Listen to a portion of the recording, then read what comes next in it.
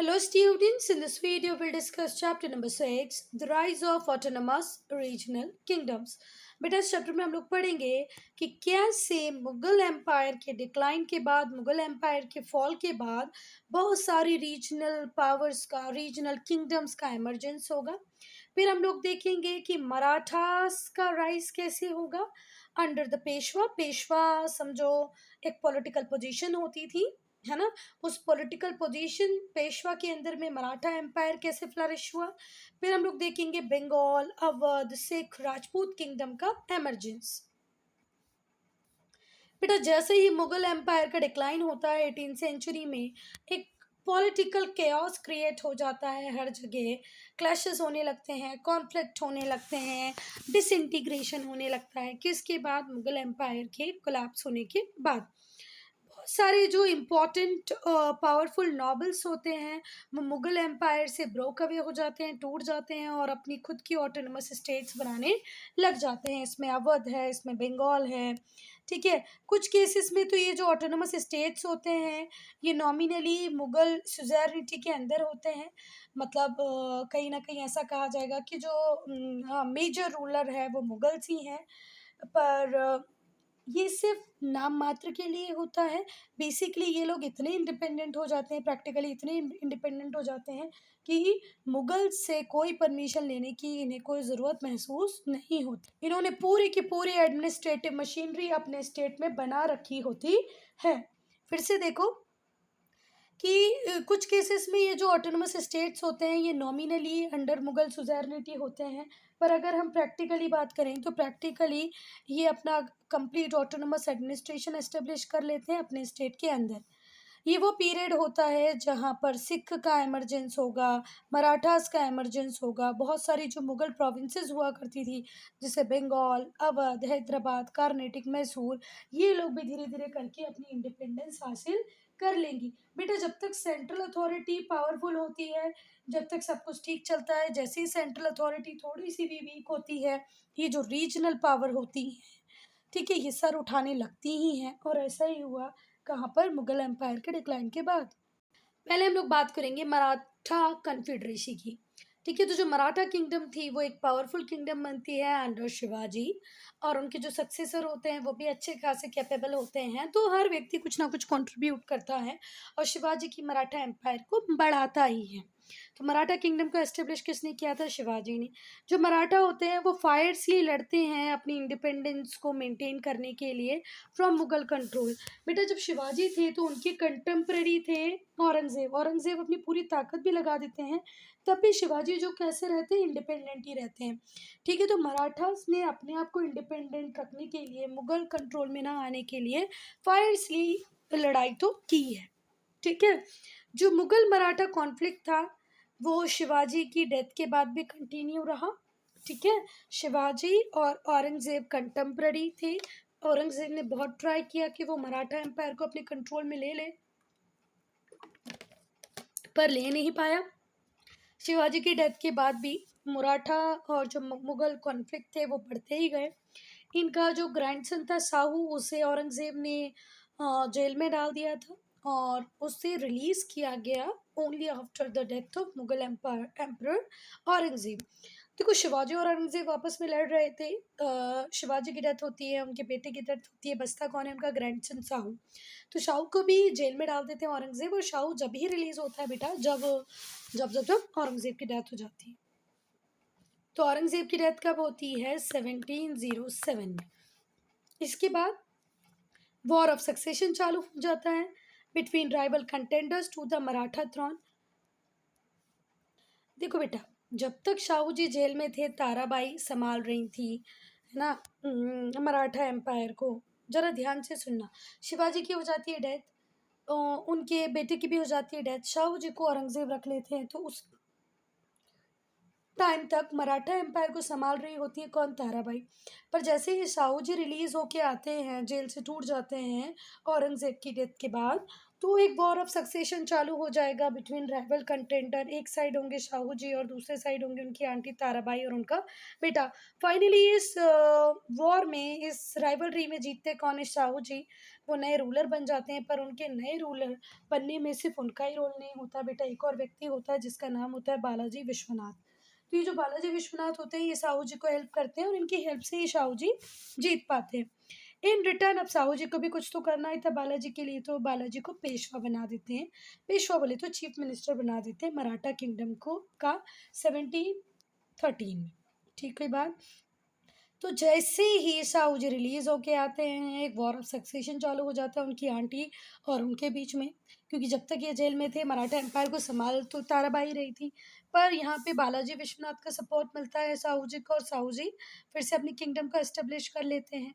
साथ में अब जो साहू जी होंगे वो भी तो बालाजी को कुछ देंगे, तो वो बालाजी को पेशवा की पोस्ट दे देते हैं। पेशवा बोले तो चीफ मिनिस्टर। ठीक है, मराठा किंगडम के चीफ मिनिस्टर कौन बन जाते हैं? बालाजी विश्वनाथ। कब? 1713 में। Now rise of the Peshwas. Sahu थोड़े से वीक और फन लविंग रूलर रहते हैं। मतलब जितने शिवाजी थे उतने कॉम्पिटेंट तो साहू नहीं रहते हैं। साहू थोड़े से वीक हैं, फन लविंग हैं, तो ग्रेजुअली इनका जो इफेक्टिव कंट्रोल है मराठा किंगडम से किसके हाथों में आ जाता है? पेशवा के हाथों में आ जाता है। देखो, जब राजा ठीक से रूल नहीं कर पा रहा है तो पावर पूरी किसके पास आ गई? सीएम के पास आ गई। इसमें कुछ गलत था ही नहीं। जब आपका राजा, आपका रूलर वीक हो, फन लविंग हो, तो ऑब्वियस सी बात है कि पावर किसी और को दे दो जो कि थोड़ा सा चीज़ों को प्रॉपर्ली डील कर पाए। तो जो मराठा रूलर थे became merely a figure head, nominal head बन के रह गए। क्या बन के रह गए बेटा? नॉमिनल हेड, नाम मात्र के हेड बन के रह गए। बट एक्चुअल में जो पावर थी वो तो किसके पास ही थी? पेशवा के पास थी।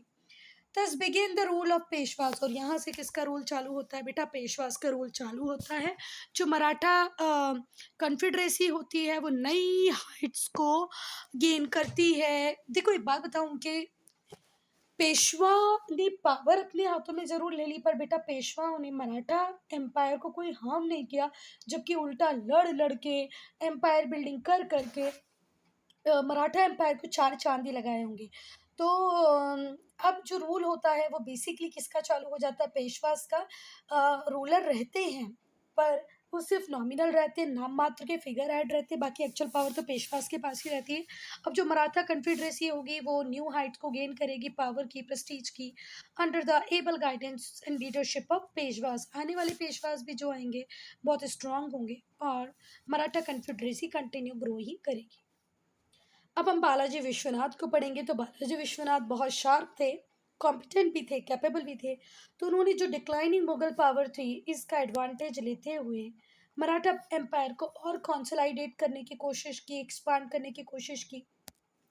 इन्होंने वो सारी टेरिटरीज वापस ले ली मराठास की, जिसके ऊपर कहीं ना कहीं पहले शिवाजी का रूल था, है ना। पर वो बाद में किसने ले ली थी? औरंगजेब ने ले ली थी, मुगल्स ने ले ली थी, है ना। तो उन्होंने रेस्टोर कर दी वो सारी टेरिटरीज मराठास की, which were captured by Mughals after the death of Shivaji. Shivaji की डेथ हुई तो मुगल्स ने सारी टेरिटरी को अपने कंट्रोल में कर लिया था। तो पेशवा ने पहला काम, बालाजी विश्वनाथ ने पहला काम तो ये किया कि वो सारी टेरिटरीज वापस ली। This greatly enhance the power and prestige of Maratha. और यहाँ से पावर एंड प्रेस्टीज मराठास का और बढ़ गया कि भाई अब तो ये मुगल्स को टक्कर दे रहे हैं, मुगल्स से अपनी टेरिटरी वापस ले रहे हैं। वो बहुत ज़्यादा सक्सेसफुल हुए। वो दो टैक्सेस लगा पाए मुगल प्रोविंसेस इन डेक्कन। डेक्कन में प्रोविंसेस थी मुगल की, मराठास की नहीं थी, पर वो डेक्कन में मुगल प्रोविंसेस के ऊपर भी टैक्स लगा पाए। वो टैक्स था चौथ और सरदेशमुखी। ठीक है। और ठीक है, 6 मुगल प्रोविंसेस जो कि डेक्कन में थी उनके ऊपर टैक्स लगाया किसने? बालाजी विश्वनाथ ने। ये बहुत बड़ी सक्सेस थी। दो टैक्सेस जिनका नाम है चौथ और सरदेशमुखी। ठीक हुई बात। ये दिल्ली तक पहुंचे। सैयद ब्रदर्स को इन्होंने हेल्प किया और मुगल रूलर फर्रुख शेर को ओवरथ्रो किया। ठीक हुई बात। तो ये दिल्ली तक पहुंचे, इन्होंने सैयद ब्रदर की हेल्प की और मुगल रूलर फर्रुख शेर को ओवरथ्रो किया, हटा दिया अपनी पोजीशन से। और यहाँ से ही फाउंडेशन रखा जाता है डायनेस्टिक रूल ऑफ पेशवा। अब जो पेशवा का जो रूल है वो डायनेस्टिक हो गया। इट मीन्स अब पेशवा चुने नहीं जाएंगे, पेशवा का बेटा ही आने वाला पेशवा बनेगा। इसे कहते हैं डायनेस्टिक रूल। आई बात समझ में? पहले पेशवा की पोजीशन हेरिडेटरी नहीं हुआ करती थी, पर अब पेशवा की पोजीशन हेरिडेटरी बन जाएगी, डायनेस्टिक रूल करेंगे पेशवा, मतलब पेशवा का बेटा ही आने वाला पेशवा बनेगा। Now Bajirao one. अब क्योंकि ये जो पेशवा की पोजीशन है वो डायनेस्टिक हो गई है, तो अब आने वाले पेशवा कौन होंगे? बालाजी विश्वनाथ के बेटे। तो बालाजी विश्वनाथ के बेटे कौन होते हैं? बाजीराव वन। तो अब हम किसको पढ़ेंगे? बाजीराव वन को। तो बालाजी विश्वनाथ वो succeeded by his son Bajirao one. He was great military statesman. ये मिलिट्री बहुत ही महान लड़ाका थे, मिलिट्री स्टेटमैन थे। इन्होंने बहुत सारे सक्सेसफुल कैंपेन किए, ठीक है, into the territories of Mughal. Mughal की बहुत सारी टेरिटरीज को जीता, दूसरी रीजनल पावर्स की टेरिटरीज को जीता, और मराठा किंगडम को एक ह्यूज एम्पायर में कन्वर्ट कर दिया। तो बाजीराव वन बहुत ही कुशल योद्धा थे। इन्होंने मुगल टेरिटरीज को जीता, आसपास के रिलीजन नहीं सॉरी आसपास के रीजनल राजाओं को जीता, ठीक है, और इस तरीके से इन्होंने मराठा किंगडम को एक बड़ा सा एम्पायर बना दिया। रीजनल है, मैंने रिलीजन बोल दिया था, रिलीजन नहीं बेटा, रीजनल पावर्स को जीता और एक बड़ा सा मराठा एम्पायर बना दिया। जब ये रूल कर रहे थे, it was during his period that the Maratha families Holkar of Indore, Scindias of Gwalior, Bhosle of Nagpur and Gaekwad of Baroda rose to prominence, ठीक है। तो जब ये रूल करना स्टार्ट किए कौन? बाजीराव वन, यानी कि रूल के दौरान में तो जो बड़ी बड़ी मराठा फैमिलीज थी वो प्रोमिनेंस में आ गई, इंपॉर्टेंट फैमिलीज बन गई, जैसे इंदौर के होलकर्स, ग्वालियर के सिंधिया। जो अब माधवराज सिंधिया देखते हैं, ज्योतिरादित्य सिंधिया, हमारे एमपी में गवर्नमेंट अगर आज बीजेपी की है तो वो ज्योतिरादित्य सिंधिया की वजह से ही है। तो ये वही सिंधिया हैं ग्वालियर वाले, नागपुर के भोंसले और बड़ौदा के गायकवाड़, ये प्रोमिनेंस में आ गए। The territories from erstwhile Mughal Empire were put under the complete control of Maratha chief। और अब तक जो टेरिटरीज मुगल्स के पास थी, मुगल एम्पायर के पास थी, वो फाइनली किसके कंट्रोल में आ गई है? मराठा चीफ के कंट्रोल में आ गई थी। जो मराठा एम्पायर था वो मराठा कन्फेडरेसी में बदल गया, with the Peshwa as its official head. Official head Peshwa बन गए और मराठा एम्पायर काय में कन्वर्ट हो गया? मराठा कन्फेडरेसी में। ना बालाजी बाजीराव, अभी बाजीराव वन पढ़ा, अभी हम पढ़ेंगे बालाजी बाजीराव। बाजीराव वन को सक्सीड करते हैं उनके 18 ईयर ओल्ड सन, जिनका नाम होता है Balaji Bajirao. During this period, इस पीरियड में जो मराठा रूलर होते हैं साहू, उनकी हो चुकी होती है डेथ। तो जब वो थे तब भी उनकी कोई चलती नहीं थी, अब तो उनकी डेथ हो जाएगी, तो अब तो छोड़ दो कि उनकी कोई बात सुन, मतलब तो है ही नहीं भैया, चलो सॉरी।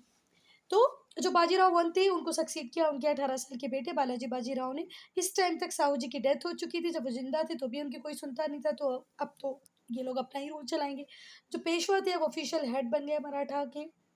जो बालाजी बाजीराव थे उन्होंने कैपिटल शिफ्ट की सतारा से पूना, पूना कैपिटल ले आए। उन्होंने मराठा टेरिटरीज को दिल्ली तक पहुंचाया, पंजाब तक पहुंचाया, नॉर्थ में बंगाल और उड़ीसा तक पहुंचाया, ईस्ट में कर्नाटक तमिलनाडु तक पहुंचाया, साउथ में, मतलब देख रहे हो बालाजी बाजीराव ने कितना एक्सपांशन कर दिया। नॉर्थ में हम पहुंच रहे हैं दिल्ली पंजाब, साउथ में हम पहुंच रहे हैं तमिलनाडु, और ईस्ट में हम पहुंच रहे हैं बंगाल और उड़ीसा। तो भैया इतना काम तो किसने कर दिया? हमारे बालाजी बाजीराव ने। The Mughal throne was virtually controlled by Maratha. और अब मुगल थ्रोन को भी वर्चुअली कौन कर रहे थे? मराठा ही कंट्रोल कर रहे थे। आने वाला मुगल रूलर कौन बनेगा, कहाँ से रूल करेगा, कैसे रूल करेगा, इसको पीछे से बैक सपोर्ट या कंट्रोल करने का काम कौन कर रहे थे? मराठास। पर बेटा ये जितना भी एक्सपांशन मराठा कर रहे थे नॉर्थ में इनके एम्पायर की वजह से, नॉर्थ में इनके एम्पायर बिल्डिंग की वजह से, इनके एम्पायर के एक्सपांशन की वजह से इनके अब कॉन्फ्लिक्ट होंगे किसके साथ? अहमद शाह अब्दाली, ठीक है। अहमद शाह अब्दाली नहीं चाहता कि नॉर्थ में कोई आए, पर नॉर्थ में पहुंच तो चुके थे कौन? मराठास। तो जो मराठास थे उनको डिसीसिवली हराया किसने? अहमद शाह अब्दाली ने, थर्ड बैटल ऑफ पानीपत में। मराठा हारे, अहमद शाह अब्दाली जीते। कब? थर्ड बैटल ऑफ पानीपत 1761 में। और इससे जो एम्बिशन थे मराठा एम्पायर के कि मुगल्स जब पूरी तरह ख़त्म हो जाएंगे तो मराठा उन्हें रिप्लेस करेंगे या पैन इंडिया एम्पायर बनाएंगे मराठास, ये सपना चकनाचूर कर देते हैं मराठास का कौन? अहमद शाह अब्दाली, ठीक है। थर्ड बैटल ऑफ पानीपत में मराठास की होती है बुरी तरीके से हार, और जो सुप्रीम रूलर बनने की जो कोशिश थी मराठास की वो यहीं पर हो जाती है ख़त्म। ठीक है, मराठास को लग रहा था अब नेक्स्ट सुप्रीम लीडर हम होंगे, सुप्रीम रूलर हम होंगे, पर ऐसा हो नहीं पाया क्योंकि अहमद शाह अब्दाली से इनकी लड़ाई हुई थर्ड बैटल ऑफ पानीपत में, कब 1761 में, और मराठास हार गए। अब हम पढ़ेंगे बंगाल को। तो बंगाल रिचेस्ट प्रोविंस हुआ करता था मुगल एम्पायर का। मुगल एम्पायर में सबसे रिच प्रोविंस हुआ करता था बंगाल। जब मुगल पावर का डिक्लाइन हुआ तो जो मुर्शिद कुली खान थे, जो गवर्नर थे बंगाल के, उन्हें अपॉर्चुनिटी दिखी कि यार चलो मैं भी ऑटोनमी दे ले लेता हूँ, मैं भी इंडिपेंडेंट हो जाता हूँ। However he continue to pay tribute to Mughal emperor. Mughal emperor को ये ट्रिब्यूट जरूर देते थे बेटा, पर इन्होंने रूल करना इंडिपेंडेंटली चालू कर दिया था। अब इन्हें रूल्स रेगुलेशन के लिए क्या करना है क्या नहीं करना, इसके लिए अब ये मुगल एम्परर पे डिपेंड नहीं करते थे। नो डाउट ये थोड़ा बहुत ट्रिब्यूट जरूर दे देते थे। तो बंगाल रिचेस्ट प्रोविंस हुआ करता था। जैसे ही मुगल एम्पायर थोड़ा सा डिक्लाइन होना चालू हुआ, मुर्शिद कुली खान ने अपॉर्चुनिटी को ग्रैब किया। जो कि गवर्नर थे बंगाल के, उन्होंने इस अपॉर्चुनिटी को यूटिलाइज किया और खुद ऑटोनमसली रूल करने लग गए, इंडिपेंडेंटली रूल करने लग गए। पर ये बात थी कि ट्रिब्यूट देते थे मुगल एम्परर को। बंगाल अंडर नवाब्स। जो मुर्शिद कुली खान थे वो एफिशिएंट एडमिनिस्ट्रेटर थे। उन्होंने रेवेन्यू डिपार्टमेंट को रीऑर्गेनाइज किया, मुस्लिम्स हिंदू दोनों को एम्प्लॉयमेंट दी। अपने एडमिनिस्ट्रेशन मतलब जो एडमिनिस्ट्रेशन का काम था वो अकेले मुस्लिम नहीं करेंगे, हिंदूज को भी उसमें इन्वॉल्व किया। ट्रेड को प्रमोट किया, लॉ एंड ऑर्डर को अच्छा कर दिया अपनी प्रोविंस में। जब ये सारे काम अच्छे होंगे ना बच्चा, एग्रीकल्चर अच्छा काम करेगा, ट्रेड अच्छा होगा, बिजनेस अच्छा होगा, तो ऑटोमेटिकली रेवेन्यू और ज़्यादा जनरेट होते जाएंगे। फिर आएंगे अलीवर्दी खान। तो जो मुर्शिद कुली खान थे उनको सक्सीड करते हैं Alivardi Khan. He was nawab of Bengal between 1740 to 1756। 16 year Alivardi Khan rule करेंगे बेटा। उन्होंने इंडियन और फॉरेन मर्चेंट दोनों को ही प्रमोट किया। इंडियन मर्चेंट्स को भी प्रमोट किया, फॉरेन मर्चेंट को भी प्रमोट किया, ट्रेडर्स को भी प्रमोट किया कि भैया आओ ज़्यादा से ज़्यादा बिजनेस करो और मुझे ज़्यादा से ज़्यादा टैक्स दो। तो कब से कब तक रूल किया है अलीवर्दी खान ने? अलीवर्दी खान ने 1740 से 1756 तक रूल किया। उन्होंने Indian foreign merchants, foreign traders, Indian traders दोनों को ही प्रमोट किया। उसने French and English east India company को फोर्टिफाई करने से रोके रहा। उन्होंने कहा कि ठीक है आप आओ यहाँ पर ट्रेड करो यहाँ पर फोर्टिफिकेशन नहीं करोगे। फोर्टिफिकेशन का मतलब होता है किलाबंदी। सपोज करो यहाँ पर अंग्रेजों की फैक्ट्री है, अंग्रेज यहाँ पर बड़ी बड़ी दीवारें उठा लें, किले बना लें, तो अलीवर्दी खान ने बोला देखो ऐसा पॉसिबल नहीं है, ऐसा नहीं कर पाओगे आप बस बिजनेस करो, ट्रेड करो, ये किलाबंदी वगैरह मत करो। देयर सेटलमेंट चलो देयर सेटलमेंट एट चंद्रनागौर और कलकत्ता, नाउ कोलकाता रिस्पेक्टिवली। ना ही तो उन्होंने चंद्रनागौर में फोर्टिफिकेशन होने दिया, ना ही कलकत्ता में। किसने? अलीवर्दी खान ने। फिर अलीवर्दी खान के बाद आएंगे सिराजुद्दौला। चलो, तो जो अलीवर्दी खान थे उनको सक्सीड करेंगे सिराजुद्दौला। देखो पहले कौन है? मुर्शिद कुली खान। मुर्शिद कुली खान के बाद कौन? अलीवर्दी। और अलीवर्दी के बाद सिराजुद्दौला। ये लास्ट इंडिपेंडेंट रूलर थे बंगाल के। इन्हें डिफीट किया ब्रिटिश फोर्सेस ने बैटल ऑफ प्लासी 1756 में बैटल ऑफ प्लासी हुआ, जिसमें एक साइड लड़ रही थी सिराजुद्दौला, दूसरी साइड लड़ रहे थे रॉबर्ट क्लाइव। और यहाँ पर सिराजुद्दौला की हार के पीछे मेजर रोल होता है इनके अपने मिलिट्री कमांडर मीर जाफर का। तो बैटल ऑफ प्लासी जैसे सिराजुद्दौला हारे, इससे ग्रेजुअल इंक्रीज हो गया ब्रिटिश पावर का बंगाल में। This led to gradual increase in the domination of British in Bengal. और ब्रिटिश एक डोमिनेंट पावर बन गए बंगाल में। अब बेटा हम लोग वो कारण पढ़ेंगे जिसकी वजह से कंपनी सक्सेसफुल हो पाई बंगाल में। जो नवाब थे बंगाल के, वो फेल हुए इस बात को समझने में कि भाई ये जो ईस्ट इंडिया कंपनी है इसका ट्रू मोटिव क्या है, सच में ये क्या करने आए हैं। ठीक है, इनको लगता था ये सिर्फ ट्रेडिंग कंपनी है। इन्होंने कभी सपने में भी नहीं सोचा था बंगाल के नवाब ने कि ये पॉलिटिकल पावर गेन करने आए हैं, ये इनकी अथॉरिटी को खुद चैलेंज करेंगे। ठीक है, कोई नवाब ऐसा नहीं सोच रहा था। सभी सोच रहे थे अरे ये तो ईस्ट इंडिया कंपनी है, ये तो ट्रेड करने आई है, ये तो फ्रेंच ईस्ट इंडिया कंपनी है, ये तो सिर्फ ट्रेड करेगी। जबकि इन दोनों का ही मेजर मोटिव था कि ये इंडिया को किसी ना किसी तरीके से रूल करने लगे, पॉलिटिकल पावर इनके पास आ जाए। ठीक है, ने कभी सपने में भी नहीं लगा था कि एक दिन ऐसा आएगा कि ये खुद हमसे पॉलिटिकल पावर छीनेंगी, हमारी अथॉरिटी को चैलेंज करेंगी। और जो दूसरा रीज़न है वो ये है कि जो बेटा बंगाल का एडमिनिस्ट्रेशन था फुल्ली करप्ट था, करप्ट नॉबल्स थे, ऑफिशियल्स बहुत ज़्यादा करप्ट हो गए थे। इसकी वजह से ये जो प्रोविंस था ये विक्टिम था growing ambitions of the company के। मतलब कंपनी को भी पता चल गया था कि अंदर ही अंदर बंगाल खोखला होता जा रहा है, इसमें कोई ज़्यादा दम नहीं है, सारे जो नॉबल्स हैं वो करप्ट हैं, ऑफिशियल्स करप्ट हैं। तो इस बात का भी ब्रिटिशर्स ने फ़ायदा उठाया। नाउ अवध, जिसे औध भी कहते हैं, ठीक है। तो जो सादत खान थे उन्हें अपॉइंट किया गया था governor of Awadh by emperor Mohammad Shah.